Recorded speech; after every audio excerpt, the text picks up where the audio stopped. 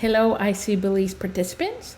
This video is actually a little bit different than the first few videos that we've sent out because this video is intended for both supervisors and teachers.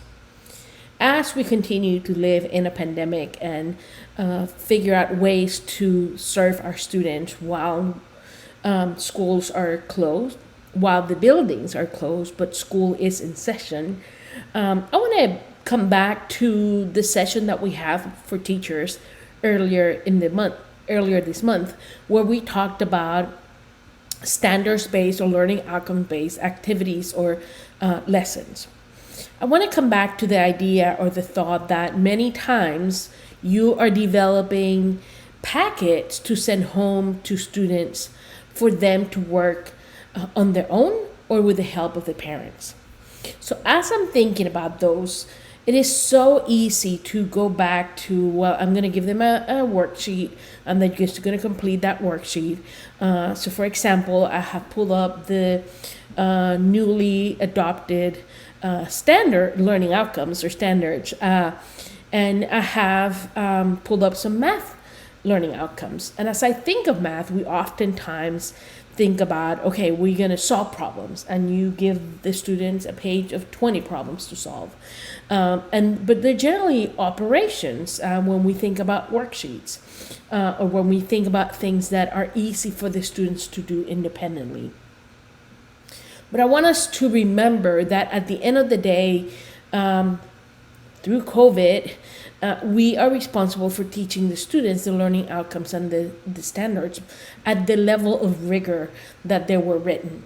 So if you look at, let's say, learning outcome 4.13, it talks about dividing single and two-digit numbers by 2, 3, 4, 5, 6, and 10 without remainders.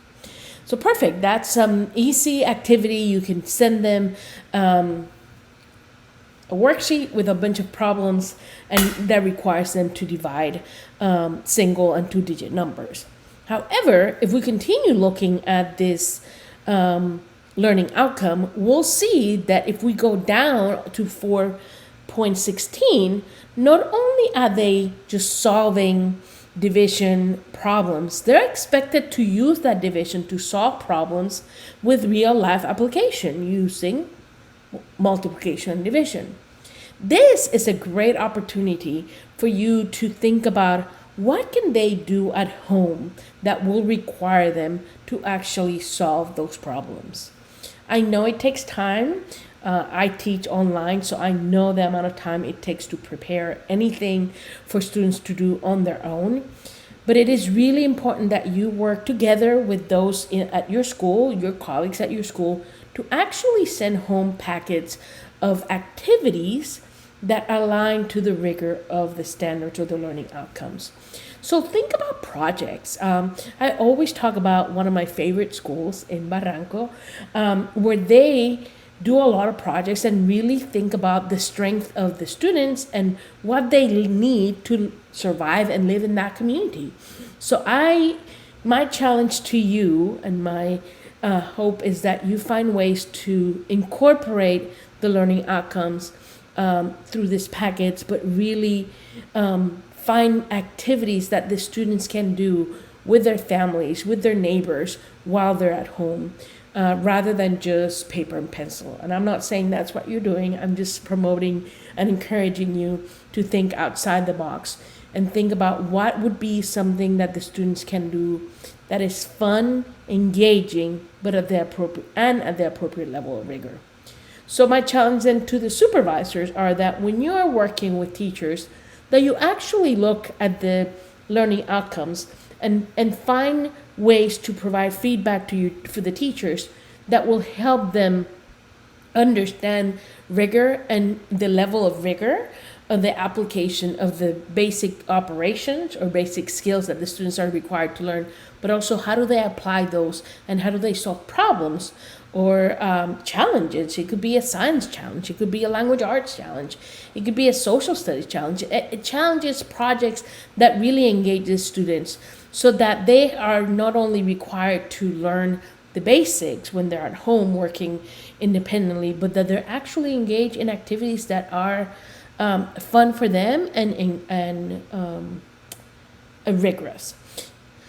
There's tons of resources online. I would encourage you to look for project-based learning activities and ideas to help you incorporate all this learning outcomes. One thing that I would encourage you to do is to think about, how can I develop or design a project that's going to require my students to use multiple learning outcomes in the same activity, so that it's just not a paper and pencil, but really they're applying that knowledge that you require them to learn. I know it is easier said than done.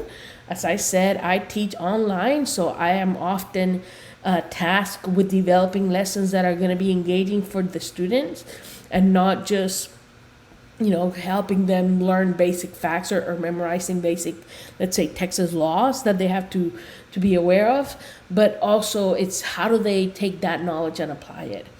If this is an area where you feel like you need more support and more help, we are here to support you. Please send us an email, post a comment on Canvas, and we will be happy to provide a follow-up session on how do you design lessons, independent assignments that require students to incorporate multiple learning outcomes in one lesson.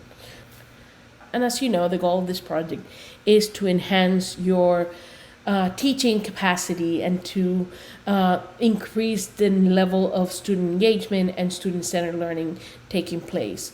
So this is the opportunity to help our students become independent learners by assigning work that will challenge them while they're still at home, and hopefully, still learning the skills that they need to acquire while they're in your classroom. Please don't hesitate to contact us if you have any questions or if we can be of assistance.